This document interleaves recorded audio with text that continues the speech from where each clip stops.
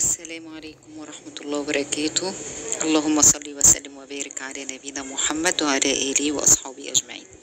إن شاء الله النهاردة كده فيديو هنعمل مع بعضينا الرقاق الفلاحي الناشف.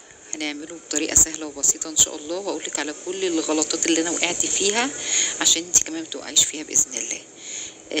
أنا ممكن كنت عملته في العجان، بس قلت لا نعمله على ايدينا كده. جبت 2.5 كوب دقيق، يعني حوالي نص كيلو، وحطيت عليه رشة ملح كده خفيفة وبالمية. انا عندي المج الكبير دوت، يعني يقولوا مثلا 250 ملي مية يعني، ومية من الحنفية عادي. احنا في الحر، وهقول لكم بقى الحر عمل معايا ايه النهارده بقى في العجينه، واقول لك عشان تتفادي كل الاخطاء اللي انا وقعت فيها.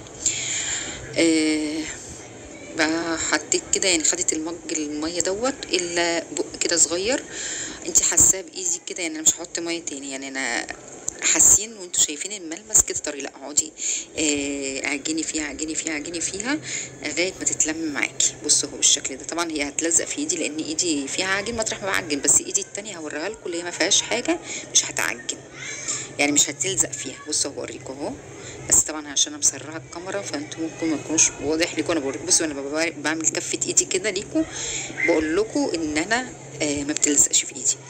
طبعا مش هريحها لانها طبعا ما فيهاش خميره ولا بيكنج باودر، بس هريحها بعد ما اقرصها، فاهميني؟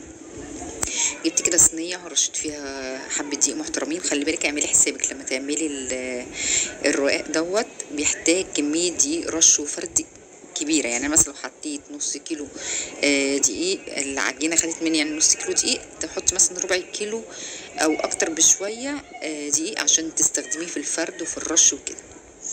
فكده ابتديت اكور كده كور. انت لو عندك ميزان عايزاها وسط على 45 جرام، عايزاها كبيره شويه، الصينيه كبيره اعمليها على 50.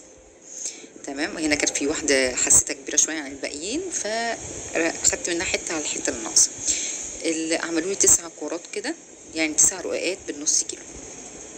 تمام. بص بقى هنا برضو في غلطه، ان لازم بعد ما تقرصيها كده ترشي على وشها دقيق وتغطيها بفوطه عادي. دلوقتي كده انا جبت صينيه حطيت فيها دقيق، وابتديت ان انا افرد في العجينه بتاعتي.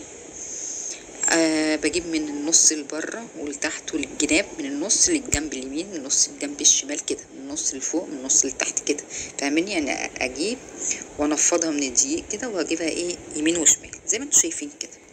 انا كده هعمل معاكم 3 وحدات، اوريكم بس الطريقه عامله ازاي. الطريقه سهله على فكره، مش صعبه، بس يعني عايزه ايه تكات كده تركزي فيها. طبعا وانا باخد من الصينيه اللي انا مقرصه فيها العجين، كور العجين دي لازم تبقى متغطيه وانا شغاله كده. دي برضو تكه عايزه اقولها لك. هقولك على حاجه تانية برضو، انتي ما تعمليهاش برضو لو في الشتاء ماشي تمام، لو في الصيف ما تعمليهاش. يعني انا حطيت كده، المفروض احط كل واحده لوحديها، ما احطش دقيق، حتى لو رشه دقيق هتشوفوني رشه دقيق كتير.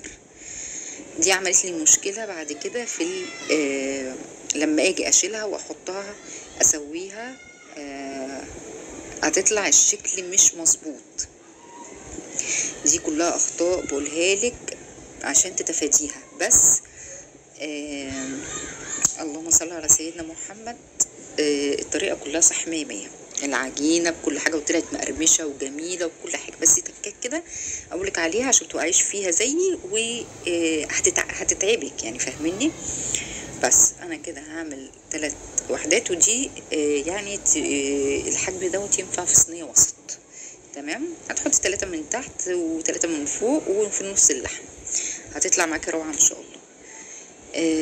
هنعمل ايه تاني؟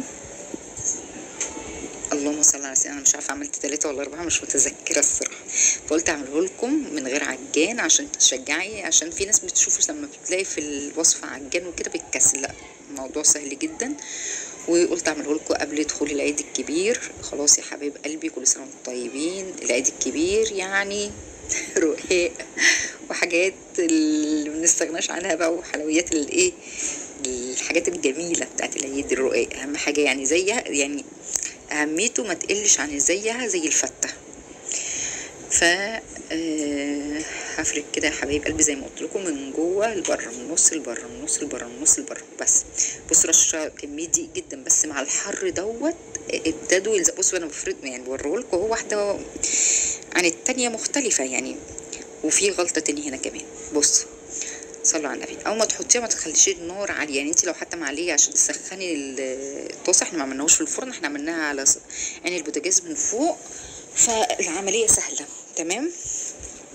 فجبت كده صينيه، كانت عندي صينيه اللي هي بتاعت البيتزا. بصوا المقاس ده اكبر صينيه عندي في البيتزا. بصوا واخده المقاس بتاعت يعني جايه على مقاسها، فاهميني؟ بس انا عامله حبه برضو قليلين علشان يعني حجمها اصغر شويه، علشان الصواني اللي هي الوسط. المفروض بقى الصينيه بتاعت اللي انا فارده فيها العجين ما احطهاش جنب النار كده، لان اصلا جوه حر، اصلا مع الحراره دي تبتهيألك ان مفيش حراره، لا في حراره وبتاثر.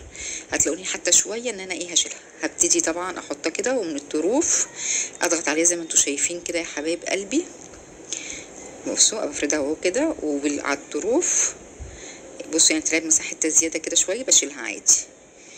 بصوا بقى ابتدت بقى ايه، يعني الاتنين الاولانيين دول طلعوا تدويرتهم كويسه، بس مع الحراره بقى البوز ده من الشده بتاعت ايه، العجين ابتدى يلزق، واخدين بالكم؟ يعني كل واحده ابتدت تلزق في التانيه. فكده ببتدي بقى اضغط عليها كده من الطروف، من الطروف. بصوا اهو شلتها، حسيت ان لا في حاجه غلط. بصوا بقيت ادوس على الطروف كده عشان الطروف بتاعتي ما تترفعش معايا وتتعوج. واول ما تاخد اللون من هنا الذهبي واللون من هنا الذهبي ابتدي اشيلها. طب انا هتبقى ناشفه قوي زي ما احنا بنجيبها من بتاعه الرقاق؟ ناشفه قوي لا، هي هتنشف معاكي، بس انت لما تسيبي طلعيها يعني من بعيد من على النار كده وتحطيها في صينيه وتشمي الهواء، هتنشف خالص كانها زي بتاعه الرقاق اللي بره بالظبط. بصوا في كمان برضو حاجه عشان تاخدي بالك منها، شفتوا كميه الدقيق اللي طلعت دي؟ لازم تمسحي بقى يعني فوطه كده او فوطه مطبخ او مناديل كده زي ما انا عملت، وابتدي امسح كل ما الاقي فيه حبه دقيق كده اتنطوروا على الطاسه او على الصينيه، امسحها على طول. ليه؟ لان هتسود معاكي وهتحرق لك الرقايه بتاعتك. طلع تحفه وجميل يا جماعه، جربوه يعني الصراحه. لا ما شاء الله، حلوه حلوه حلوه قوي. طبعا اول ما تحطيها يعني بصوا بنفض على طول. اول ما احطها بوطي النار، تشمع من هنا وتشمع من هنا، وبعد كده اعلي عادي. مفيش اسهل من كده. يا رب يجعل كده العيد جاي عليكم بخير وسعاده يا رب العالمين، وتعملوا كده احلى رقاق وتفرحي وتفرحي الاولاد معاكي. الخبيث حلو قوي يا جماعه في البيت، وحاجه حلوه قوي. متنسيش في اللايك وشير وكومنت حلو يا حبيبه قلبي، علشان ان شاء الله اقدم لك كل وصفات من الوصفات الجديده. بصوا انا خدت فتره عشان اعرف بس افك واحده من واحده، واخدين بالكم؟ بصوا ابتدت ايه شكلها ما تجيش مدور، بس مش قوي بقى، مش التدويره اللي انا كنت مدورها معاكم، فاهميني؟ فانت تفادي اعملي كل واحده، او ممكن تعملي واحده وواحده تسوي معاكي مثلا. يعني انت تفردي حد يفرد لك وانت تسوي، او انت تسوي حد يفرد، فاهميني؟